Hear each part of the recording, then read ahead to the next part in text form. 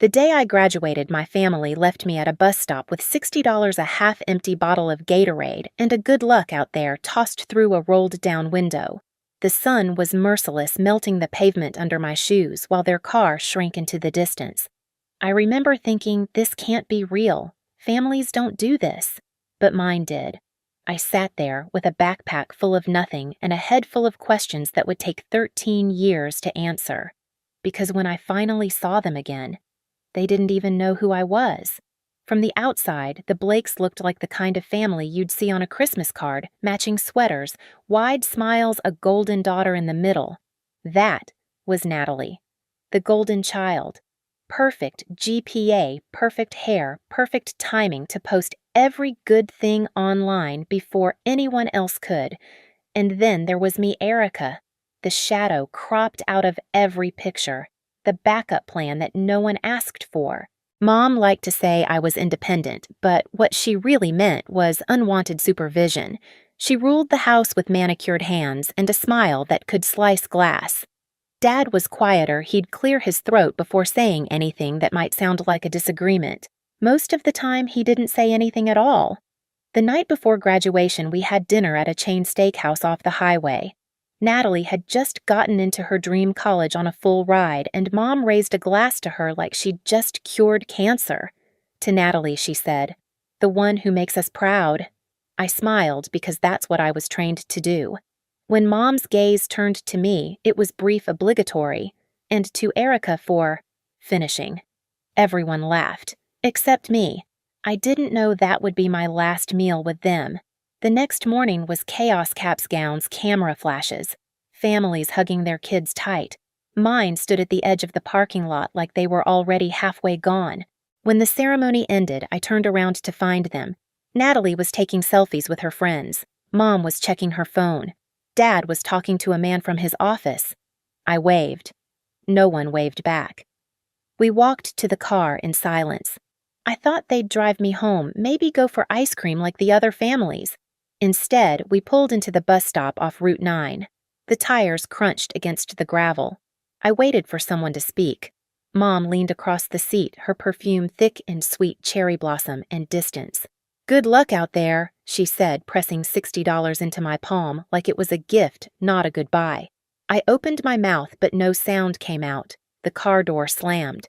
The taillights disappeared around the bend. That moment split my life in half before and after the bus stop. After that, there were no more dinners, no more phone calls, no more holidays. Just silence. The kind that hums in your ears until you forget what voices sound like. I found a cheap motel a few miles away, the kind with flickering lights and carpets that tell stories you don't want to hear. The sign outside read, "Sunny Pines." There were no pines and nothing sunny about it, but it had a lock, a shower, and a mattress that didn't ask questions.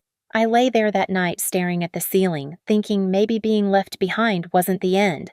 Maybe it was the beginning of something they'd never see coming.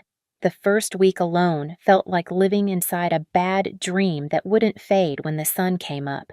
Every morning, I'd count the $60 again like it might multiply overnight. It never did.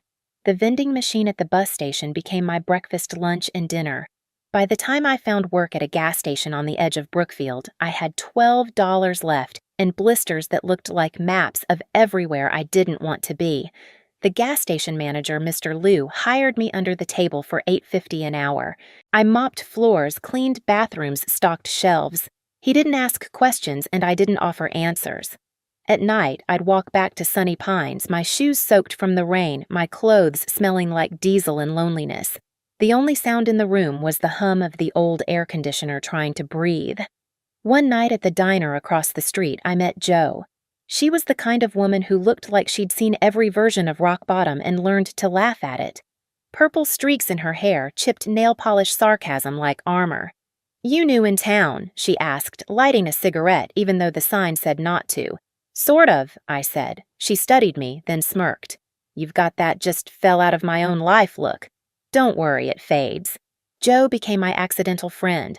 We'd talk after shifts, sitting on milk crates behind the diner, Bruno, her three-legged dog, snoring between us. She didn't pity me. She just listened, and sometimes that was enough. Weeks passed. Then I met Caleb, a quiet man with calloused hands who ran a small wood shop near the edge of town. He came into the diner one morning, noticed the sketches I was doodling on napkins, tables, shelves, anything with clean lines and hidden strength. "You draw?" he asked. "Just mess around." He nodded toward the lines. "Come by the shop sometime. See if you can turn those drawings into something real." I showed up the next day. The shop smelled like sawdust and lemon oil. Caleb didn't talk much, just handed me sandpaper and told me to start on an old oak board. By the time the sun set, my arms ached, but something inside me had quieted. I hadn't realized how much noise pain makes until it's replaced by purpose. Caleb paid me in cash and sandwiches. After a few weeks, he taught me how to stain wood, how to listen for the grain instead of fighting it. "You've got patience," he said once, almost surprised. I laughed, but later in the bathroom, I cried. It was the first kind word an adult had given me in years. The phrase, "good luck out there," still echoed in my head, but it didn't sting anymore, it fueled me. Every time I heard my mom's voice in my memory, I'd push harder, sand longer, stay later. One night, Jo caught me sketching again. "You still drawing shelves?" she asked. "Yeah," I said, trying to figure out how to make something that stands when everything else falls. She grinned. "That's not furniture, kid, that's therapy." I didn't know it then, but that was the turning point, the moment my survival became creation. I wasn't just working anymore. I was building a way out. Work became my rhythm, the only thing that made sense. Mornings at the gas station, evenings at the diner, weekends sanding wood in Caleb's shop. My hands toughened, my savings jar filled slowly. I stopped checking my phone because there was never anything there. No missed calls, no come home. Silence became its own language, and I learned to live fluently in it. Months blurred into a year. Then, Lena walked into the shop, a boutique owner from 2 towns over. She saw one of my sketches pinned on Caleb's wall. "Could you build this?" she asked. I almost said no. Then I said yes, even though I had no tools of my own, no clue if I could pull it off. 4 nights later, I delivered a pine shelf that leaned a little to the left but stood tall. Lena paid me $150 and asked for 3 more. That money felt heavier than the $60 my mom had pressed into my hand years ago. It had worth. Caleb started giving me space in the back corner of his shop. I taped a note above my workbench that said, "Break the cycle." Every time I looked at it, I worked harder, quieter, steadier. The shop became my church. Then, Marcus showed up, a local filmmaker who made short features about small-town creators. Jo had sent him my name without asking. He filmed me sanding, staining, shaping wood into stories. He called the piece "Hands Make Homes." It was posted online, just another local video, until it wasn't. Orders started trickling in. Comments piled up. For the first time in my life, strangers saw me and not as the forgotten one. That's when the first message came. From Mom. "Hey, sweetheart, saw your little video. So proud of you. You've always had that spark." My fingers hovered over the reply button, then froze. Proud. The word felt foreign, like she'd borrowed it from someone else's language. I didn't answer. 2 days later, Dad emailed family reunion, reunited and stronger. "Would love to see you there." Attached was a flyer with smiling clip art people holding hands. I laughed out loud. Reunited and stronger, they'd left me on a curb like forgotten luggage. I printed the flyer and taped it to my fridge beside Bruno's photo. Jo noticed it when she stopped by for coffee. "You going?" she asked. Not sure. She leaned back in her chair. "You're not thinking about showing up humble, are you? Maybe." "Liar." She grinned. "Show up like the plot twist." That night, I stared at the flyer again. For the first time, I didn't feel small. I felt ready. Marcus dropped by a few days later. "If you go," he said, "don't go to prove anything. Go to show what they missed." I smiled. "Quiet power, right?" He nodded. "Exactly." The next morning, I stood in front of the mirror, hair tied low, white shirt pressed. I looked at my reflection and whispered, "Good luck out there." This time, it wasn't a curse. It was a promise. 13 years later, the bus stop was still there, same cracked bench, same leaning sign. But I wasn't. The girl who'd been left behind had turned into someone they'd have to look up to see. The limo slowed beside the park where the reunion banner flapped in the wind. The Blake family, reunited and stronger. I almost laughed. Stronger for who? The driver opened the door. Sunlight hit the chrome, catching every pair of eyes nearby. Conversations stopped mid-sentence.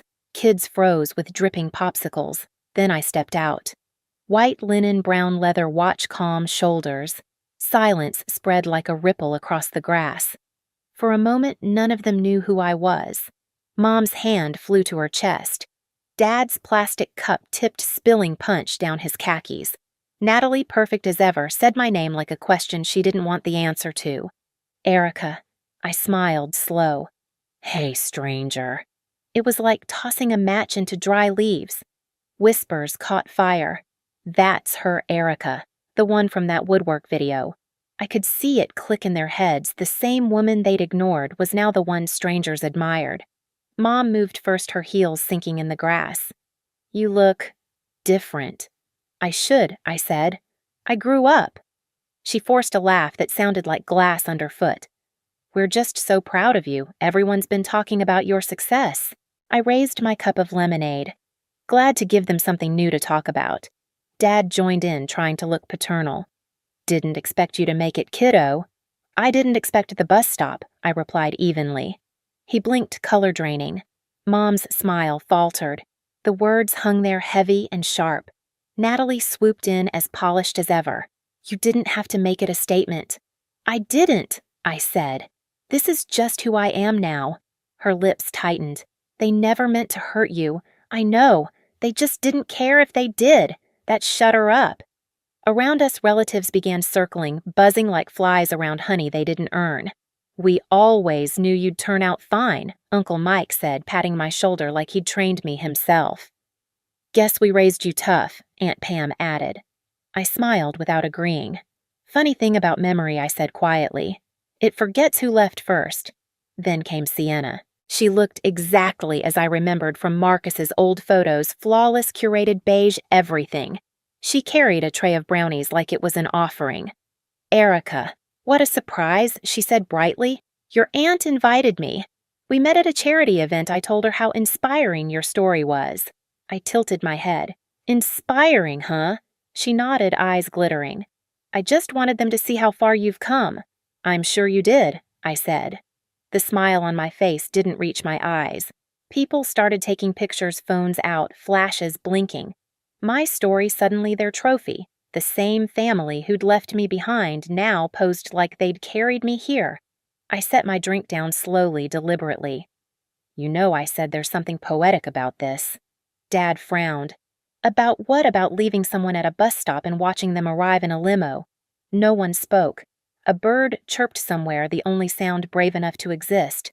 Mom reached out as if to touch my arm. Erica, please don't be dramatic. We just wanted to reconnect. Reconnect, I repeated. Like a plug you forgot existed. She flinched. I stepped closer, my voice soft but unshakable. You left me there with $60 and a bottle of Gatorade. You said, good luck out there, like it was mercy. But luck had nothing to do with what I built. Dad tried to smile weak and wobbly. Well, look how great you turned out. Maybe we did something right. No, I said. You just stopped doing anything at all. The wind shifted. Everyone felt it. The performance was over. I didn't want to scream or cry. I wanted them to see. The quiet confidence, the steady hands, the peace they couldn't buy or fake. I'd spent years sanding down every splinter they left in me until all that remained was strength. I picked up my purse. I should go. I've got work in the morning. Mom blinked. You're leaving already, I nodded. You didn't recognize me when I arrived. I figured I'd return the favor. A gasp rippled through the group. Natalie's jaw clenched. Dad looked away. Mom's eyes glistened, but whether from regret or embarrassment, I couldn't tell. I turned toward the limo. Behind me, the murmur started again, half pity, half gossip. I didn't look back. The driver opened the door. As I stepped inside, Bruno's bandana, Joe's gift, peeked from my bag. It made me smile. Through the tinted glass, I saw Mom touch Dad's arm, whisper something. They both looked smaller, blurred by reflection and distance. The limo rolled forward, engine low and smooth. The park shrank, voices fading to static. My phone buzzed once Marcus's text. "How'd it go?" I typed back. They finally looked at me, then added, and I didn't need to look back. Outside, sunlight spilled across the road. For the first time in years, the silence around me didn't feel empty. It felt earned. The limo hummed down the road, the air inside cool and still. I leaned my head back, eyes half closed, replaying the last hour like a movie I finally got to direct.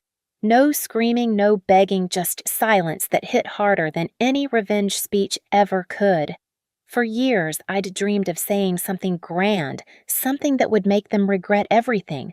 But standing there, I realized I didn't need to. The distance itself had done the talking. When I reached the shop, the scent of sawdust wrapped around me like home. Caleb was sanding a tabletop. Joe was feeding Bruno scraps from a paper bag. Both looked up when I walked in. Joe grinned.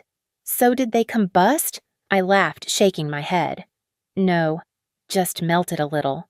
Caleb chuckled, wiping his hands. "That's the thing about rot. It looks fine on the outside until you cut into it." I went to my workbench, the note above it. "Break the cycle" was still taped there, edges curling from heat and time.